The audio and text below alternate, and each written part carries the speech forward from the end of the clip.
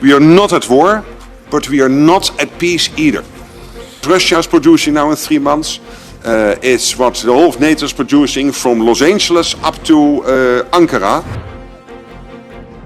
What began as a seemingly routine briefing quickly transformed into a wake-up call as NATO Secretary-General Mark Rutte addressed European lawmakers in Brussels with unflinching candor.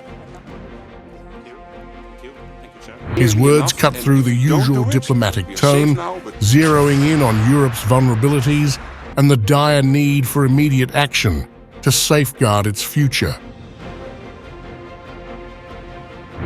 And I've said it before, and I say it again. I'm deeply concerned about the security situation in Europe. We are not at war, but we are not at peace either. The good news is that we know what to do to protect our people and way of life, now and in the long term. We just need to do it. That means we need to invest more in defense and produce more capabilities. This cannot wait. We need to boost the resilience of our societies and critical infrastructure. To catch up a bit of time, shall I hand over? Rutte didn't mince words when addressing the European Commission's €1.5 billion proposal to enhance defense industrial capacity. While expressing support, he highlighted a critical flaw in its execution. Barriers preventing non-EU companies from contributing are counterproductive, he warned, emphasizing that collective security must take precedence over regional exclusivity. His exasperation with Europe's sluggish defense spending was evident. The 2%, everything I'm seeing at this moment is not nearly enough, and if we don't do it, we are safe now, but not in 4 or 5 years. So if you don't do it, get out your Russian language courses or go to New Zealand. Or decide now to spend more. And that's exactly the debate we have to finalize over the next 3 or 4 months to stay safe in this part of the world and defend ourselves. The Secretary-General didn't shy away from stark comparisons, underscoring NATO's production lag behind Russia in what he described as a sobering reality check.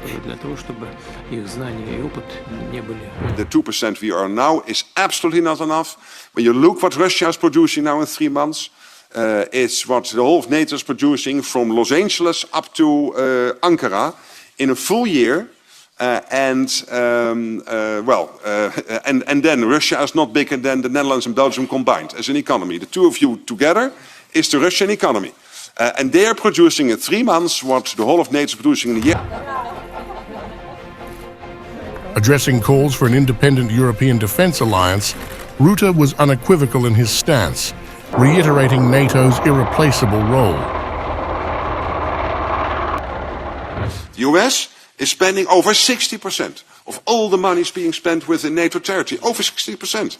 That means the other 31 are doing less than 40%, including Canada. And so it is an illusion that you can build a European NATO over the next 10 or 15 years.